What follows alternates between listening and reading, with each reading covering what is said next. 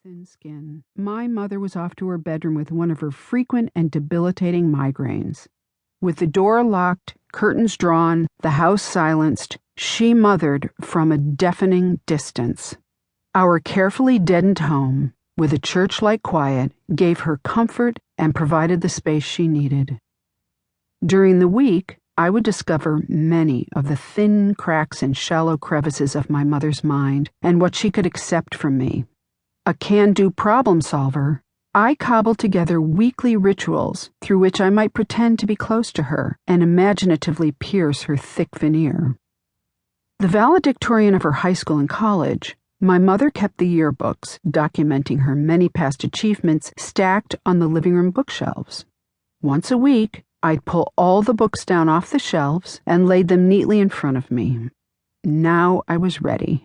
Turning the pages one at a time, and always starting from the beginning, I discovered and rediscovered my mother's image in the group shots of clubs and associations. Held back till the very end of my devotional sessions was the final black and white glossy, a full-page portrait from the University of Toledo, her glorious face and hopeful expression gently tilted upward, revealing a slight smile.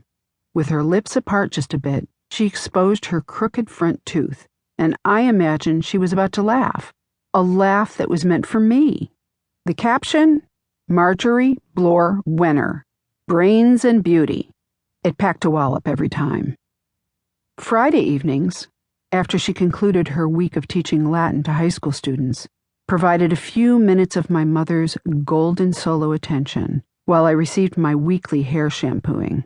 She would lift my tiny body and set me onto my back right on top of the kitchen counter, my head draped deep into the kitchen sink.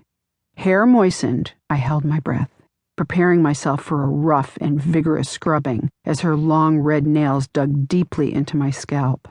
In my captive, supine position, I was tacitly given permission for just those few minutes to gaze at her, examine her intensely, and not look away. Shampoo burned the eyes in those days, so I had about a minute before the stinging set in.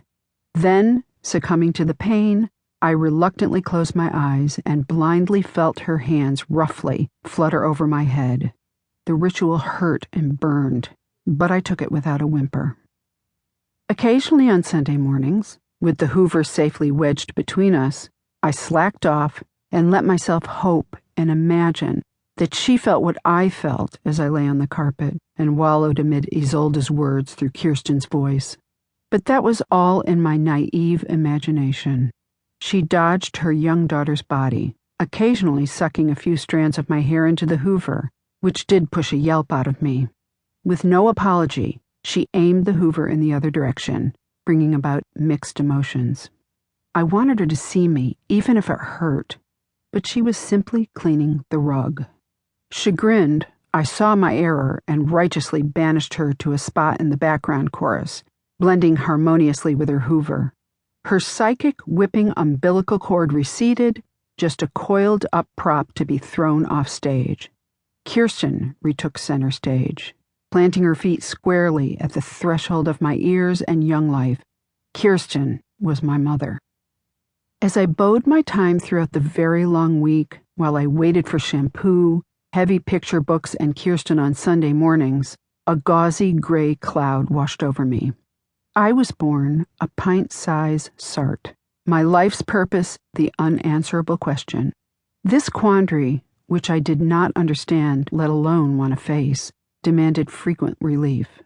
Sleep became the stopgap I could reach for, perhaps control, and I slept hard, often like a dead dog. Not, however, to achieve the usual sense of relief after a long and tiring day. Rather, when I slept, I could mentally tuck myself up on a very high shelf. For a time, my brain unraveled and relaxed, temporarily deadened to all troubling ideas and perceived slights. Midday, or at any time at all, I crawled unnoticed into my bed. Everyone sleeps, but not everyone could use music the way I did. If sleep was an unconscious draught of life-saving elixir, music was its waking counterpart. Both offered me a way to forget my wearying existential dilemma and to shove aside